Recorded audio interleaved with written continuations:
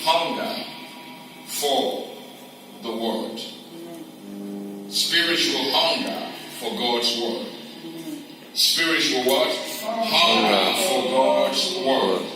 Spiritual hunger for God's word. Spiritual hunger for God's word. David said, oh, how I love your Lord. How I do what? I love your Lord. I meditate on it all day long. Your commands are always with me. Praise God. Your word in Psalm 119 and verse 105. It says, your word is a lamp for my feet, unto my feet, and a light unto my path. Praise God. Psalm 119, verse 114. I have put my hope in your word. That means without His word, the totality of our life is useless. The totality of our lives is what? Useless. It is by His word we live and walk and have our being. It is by His word that we live, we walk, and have our being. So, without His word, a normal human Christian life cannot be exercised correctly. A normal human Christian life cannot be lived correctly without the word of God.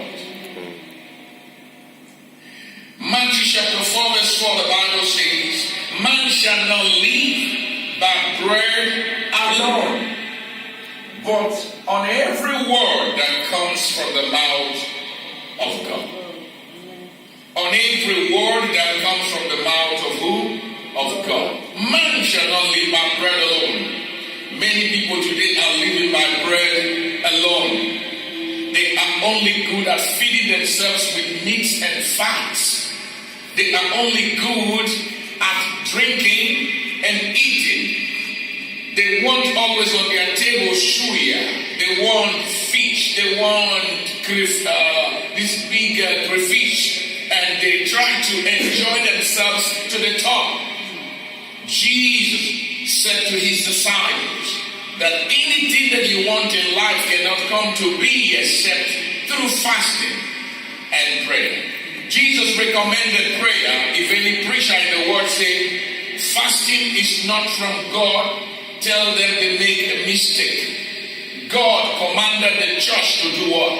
To fast. The reason why we are not seeing power these days is because we have failed to fast and to pray. And so we believe in the magic that they are bringing into the church today, just to see that they fool the audience, but not really from God. If the church can fast, and if the church can pray, if the church can give the attention to the word of God, every miracle that they want will be granted. Then say amen. See, it is in the word that we have what we want.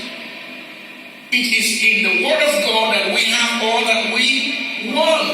We cannot have anything outside God's word without His word. We have so read in the book of Psalms where the Bible says, once He has spoken, twice have I heard that all power belongeth unto who? Unto God. You cannot magnify yourself as a powerful person without anything behind you. If you see a small child that has no money and is poor, making some certain mouth, you know that he's a witch. It's diabolically possessed. Because you don't have money, you don't have any backup, you don't have God, and you're making some mouth, then you have witch. When you see a man of God professing power, manifesting power, saying that there is something behind him outside God, his power will soon be conscious. But if his power is from God, he will stay with longevity and continue in the ministry. Nobody can bring us down because we don't believe in anything else than God. Amen. Are you listening to me now? Yeah. I want you guys to learn something because there are a lot of lessons we're going to take from this. This is more or less a lesson that we're going to learn. A lesson for life. Do not take this day for granted. Because this day is a day that will launch you into the many years to come victory in life. Amen. Because only God has decided that this day be like this. Are you hearing me? Yes, now the Bible says, if we as Christians take the word of God serious, the word of God will be revealed to us. Amen. That's, you take something serious, you begin to see the light of that thing. Yes, sir. If you don't take it serious, you can even have something important in your house, but because you don't take that thing serious, you will never know the use. You know that? You will never know the use. Yes, sir. Many people have a lot of things in their house that they don't even know how to use. They saw it, they bought it because they love it. After the first day, the second day, what is this even? They kept it aside. Somebody else could come to your house and see that same thing and say, whoa, what do you use? This thing has been dormant for a long time. The Bible could be dormant, praise God. The Bible could be dormant as long as we don't want to put it to use. Praise God. As long as we do not want to put it to use, the Bible could be what? Dormant. If we want to make the Bible alive, we must pick it up, dust it, open it, and begin to look at it constantly, day by day. Day by what? Day. The Bible is more than an instruction manual. It's more than an instruction Manual. or a rule book. A book that tells people, do this, don't do this, go here, don't go there. It's more than such a book. It is more than a random collection of stories. That, there were so many stories that were out there, so they collected them all together and made a book. It's more than that. Poems or letters. It is the voice of God. The Bible is the voice of God communicating with us. Oh, I didn't hear your head. Amen. The Bible is the voice of God communicating with us. That is why the Bible is often referred to as the Word of God. It's the voice of God communicating to us. That is why it is often referred to as the voice or the Word of God. So one talking to you, what is he using? Words. Is it not true? So when you read the Bible tells you something. Is it not true? Whatever the Bible tells you, the Bible is telling you this because it's speaking to you. Did you understand what I'm trying to pass out now? Okay. I am talking to you because I'm trying to pass something to you. Is it not true? Whenever you read the Bible talks to you because God wants to communicate something to you. If you don't take it to heart, you will just pass everything you see in the Bible without taking note or knowledge that God is communicating with you. Today's church, many times people go to church, they just see people falling without hearing the word of God. And there is no falling without the word of God that has any effect. You can fall throughout the year and your program will remain standing. The only thing that breaks the walls of barrier, that makes the walls of the devil to crumble, is obedience to the word of God. If you are not quick to hear, you are not slow to anger, or slow to speak and slow to anger, you will not be able to comprehend or understand the things that the word of God is talking to us about. You must be quick to hear. Somebody say quick. Quick. Say it again, quick. Quick. One more time, quick. Quick. To hear. To hear. Slow. Slow. To speak. To speak. Slow. slow to anger. to anger. Angry people don't get results as quiet people don't. We are not in the world where people fight anyhow to obtain what is not theirs. We are in a church where people pray to obtain what is there because all things are yours. Amen. Get it right? All things are what? Are yours. So many people do not understand scriptures, but we're going to do something today. In Psalm 119, the Israelite King David shows us how we should approach the Bible. David saw God's word as his source of life. David saw God's word as his source of what? Of life. And hope. His source of life and hope. Do you want to live life? Live happy. And live in hope. You must have the word of God. He delighted in it. He was happy always when the word is spoken. Amen. He continually meditated on it. He understood that God spake to him through it. This is the secret. I'm trying to reveal to you the secret of the word. And again, to know how to be spiritually thirsty and hunger for the word of God. You cannot be hungry for the word of God without knowing the word of God. Is it not true? Those in the Bible of old that do not have any scripture to read, they hunger and thirst for how God can speak to them. And whatever God spoke to them were written down for our good, so that the voice of God can continually be magnified in our lives. Say amen. Amen. If we come close to him, he will come close to us. Amen. If we deny him, he will deny us. Have you not read? Yes, sir. Jesus said, if you cease or refuse to manifest me before men, the angels of my Father will fail, cease, refuse, deny to manifest you before my Father in heaven. So what do? We magnify him, we manifest him, we speak about him, we talk about him. No matter how frail we are, no matter how weak we are, no matter how lazy we may look like, when it comes to talking about God, you come alive in you. Praise God. You just don't know what is walking on the inside of you. Many people may look at you and say you are nobody, but when it comes to talking the word just becomes life in you, and you are just breathing it out as though something has just happened newly that kept you standing. I've seen people who preach the word.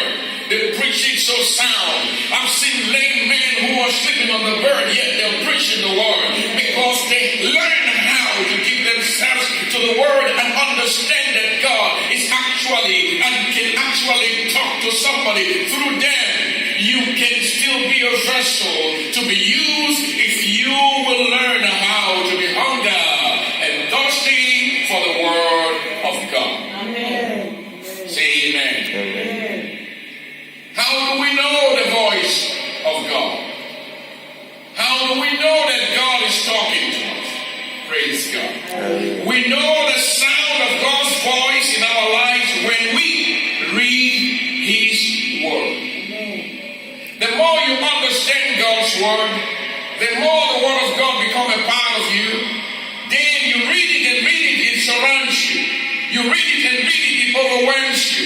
Then you no longer talk your own word. You begin to talk the word of God, because the word of God has been given to us for such a purpose. For such what? A purpose. That we might understand the things that happen and goes on around us as though we live in this world, but we are not of this world. We live in this world, but we are not of this world. If we were to be of this world, everything happening in this world would be of our favor, but we are not of this world. But we are from the world that rules over this world. So we are here But we are not from here. That's why when we pray, our Father hears. When we pray, our Father does what? Hears. So no matter what you're going through, the Word of God is here to give you hope. And life this morning say amen. Amen. Oh God. Lesson number 1. The authority and power of the Word. The authority and power of the Word. The Word of God is a big concept to hold on to grasp, to ponder on, and no simple, easy, online definition will be able to explain it or suffice it. Are you with me? Yes. The Word of God is a big concept, a big one, and no simple definition will be able to explain it. Or just because you go on the internet and you say, what is the Word of God? Everybody has a definition. Is it not true? Everybody, every preacher has a definition. Praise God. Every preacher has what? A definition. Every preacher has a revelation concerning the Word of God. But the Word of God is bigger than everyone's definition. Can I hear you say amen? Okay. As you will see in this lesson that we're going to bring to you now, the Bible refers to God's Word as the driving force. The driving force behind the creation of the universe. It's also a term Christian use as to describe the Bible. The driving force, meaning the voice with which He spoke and all things came to be. He is the driving force. And God spoke and it was done. Did you hear that word? And God spoke and it was what? Done. God spoke and it was what? Done. So when God speaks, whatever could not change will change. Amen. Amen. Whatever could not hear will hear. Amen. I heard a man of God said some time ago, he said he went to preach somewhere, and as he was preaching, they brought somebody who was twisted over like this. Look at me. The leg twisted, the hand twisted, everything twisted, a cripple to the core. Are you ready to hear? Yes. And as he was preaching and magnifying God's word, and he got to a time when he said, everybody stand up and glorify God. The cripple went straight in every of his bendings and just became normal like a human being, stood up and began to magnify God. Oh, he said that miracle alone was sufficient for him to close the meeting for that day. I want to make you understand something, that whatever thing God is doing in your life, whether you think it is small or you think it is big or however you may think it to be, just take joy, accept it and be happy. Are you with me? Learn to smile, learn to be happy, learn to rejoice. Do not make your face deprive the angels from reaching you. Are you with me here? Now, sometimes the Word of God refers in a more general sense to God's message of salvation. That the first followers of Jesus proclaimed the Word to the world. They proclaimed that Word to the world. For example, Acts chapter 6 verse 7. We are going to be reading and learning. Somebody say, becoming hungry for the Word of God. When a Christian is hungry, there is two different kinds of hungry that can affect a man. The natural hunger and the spiritual hunger. If we look at it from the natural sense, there is no way a man will be hungry naturally and will not feel it. Whether you are fasting or you are not fasting,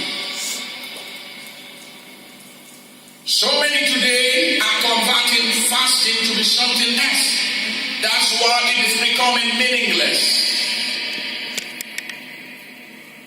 One thing is somebody recommended that you should not eat and lost weight. And another thing is that you should not eat and gain spiritually. Amen. So your attention will be directed to wherever they want you to actually walk on. If your attention is directed to becoming spiritually filled, you will be filled because you thirst and hunger for the things of God. But if you are fasting just to arrange yourself, you will get an arrangement, but in other words, you'll be empty. That's what brings ulcer. That's what brings all kinds of sicknesses, because they fasted not to glorify God. They fasted for competition because some were fat, some asleep, some are. You understand? Praise God. So let us look at scriptures. And the message of God kept on spreading.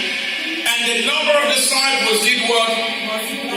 Greatly in Jerusalem. And besides, a large number of the priests were obedient to the faith in Jesus as the message, through whom is obtained eternal. In the kingdom of God. The message, the word of God was preached. Many were converted. Even many priests became obedient. You know, they have their own way of doing things. They don't care if they sell gold and silver in the church. But they became obedient by learning how to equally teach the word of God rather than applying those things that they asked them to do in the church in those days. Many churches today still practice such things that they do not yield to the word of God. But we don't do anything in this church without the word of God. Amen. Praise God. Hallelujah. Many were converted. Many became obedient to the faith. Amen. Praise God. Hallelujah. Acts chapter 8 and verse 14. And sometimes the word refers to a person. We will get to that now.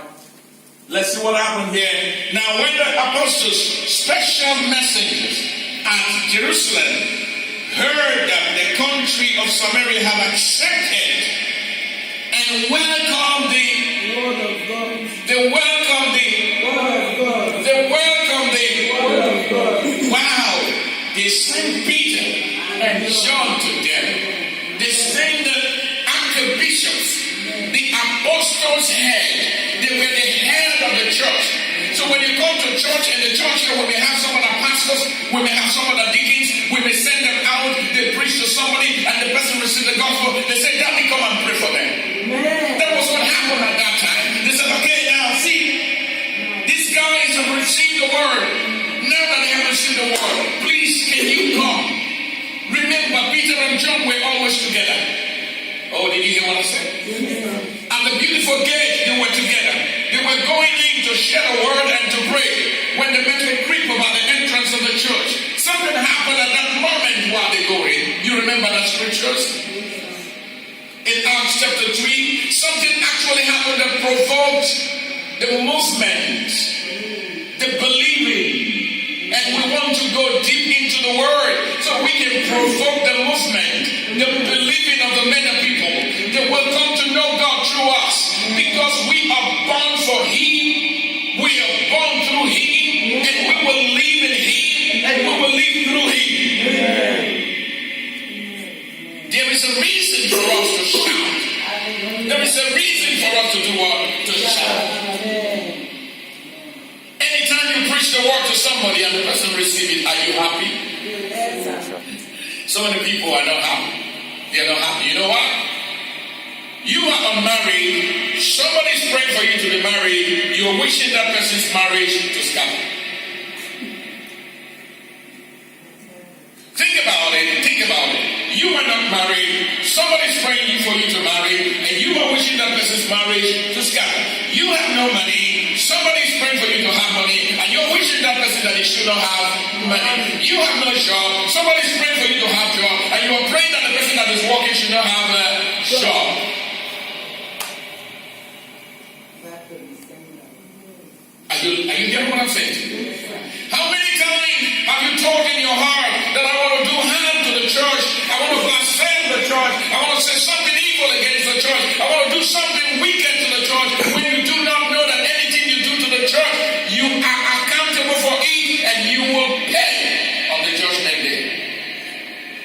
times many pay in life before the judgment day. And again they pay on the judgment day. The word of God was released by the apostles, and Samaria received it.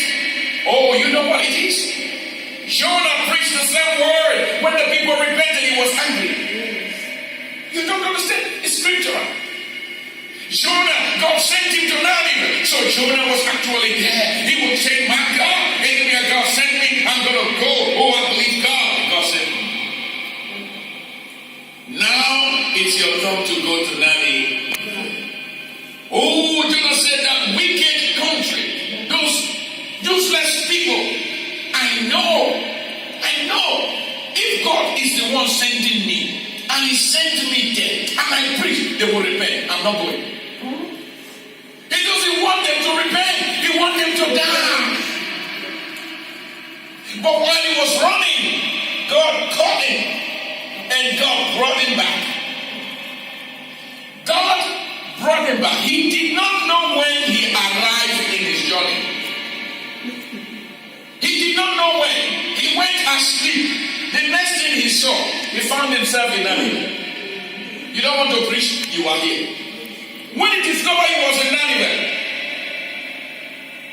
okay, I'll preach now. Men are very stubborn. Human beings are very, even when they hear directly from the mouth of God, they are still questioning. Is it you, Lord? How am I sure? Give me a sign if you are the one telling me to give 50,000. 50,000. This must not be from God. This is from the devil. God, I need a sign. God has just spoken to you. And when you don't give it, what happens to you is that at the end of it all, something else, God's word, happens. You need a sign. Everything you want to do with God, you need a sign. Even when God is talking to you. When you can get to talk to you, you don't need a sign. For instance, you go to Red Cross and they say, come tomorrow to come and take value of 50 euro. You don't need a sign. You believe that tomorrow they will give you value. Can I hear you say it? Amen. Or a chief in your community comes here and says, all of you that are gathering, I'm going to give you scholarship. When? You don't ask.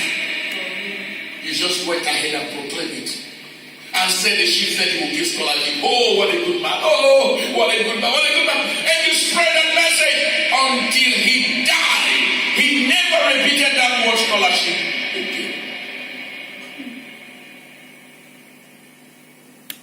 How that the word was given to Samaria.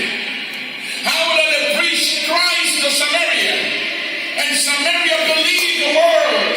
They received the word. And there was joy. There is no way you receive the word of God and you will not have joy. I didn't hear you. Amen.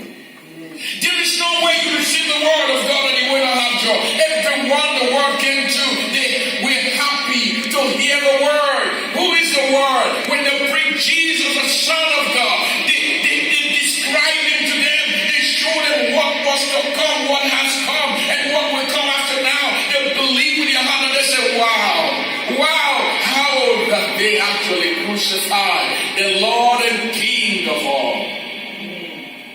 They believe. Amen. Peter and John went, prayed with them, strengthened them. They came to Jerusalem. Say amen. John chapter 1 verse 14. The word of God can be referred to as a person. Can be referred to as a what? A person. The word of God is a person. That is what I want to make you understand. That could be referred to as a person. The word of God is a person. And the Bible says, and the word, Christ, became flesh, human, incarnate, and tabernacle, fixed his tent of flesh, live a while among us. And we actually saw his glory, his honor, his majesty. Such glory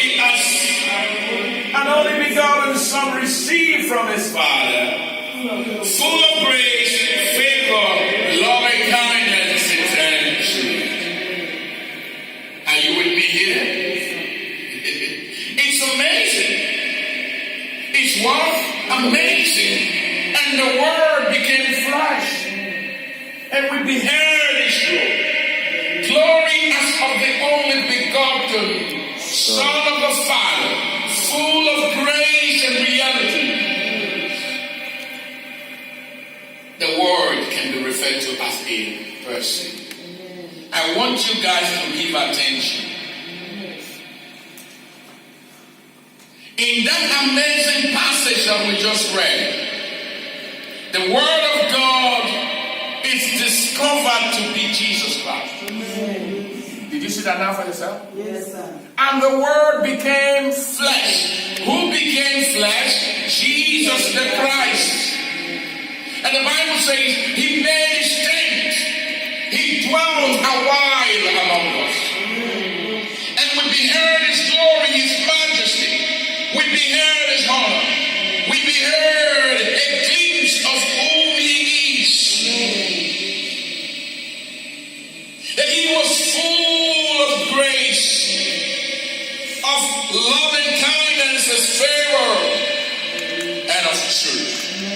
Oh, the foundation of any healthy relationship is communication. I don't know if you understand. The foundation of any healthy relationship, any healthy marriage, any healthy organization is what? Communication. Learn to communicate with your spouse. Learn to communicate with your children. Learn to communicate with them. I do not allow my children to take a yard before I correct them. I do not. I'll draw you back. Hey, come here. Praise God. When I talk to you, I make you understand what I'm saying.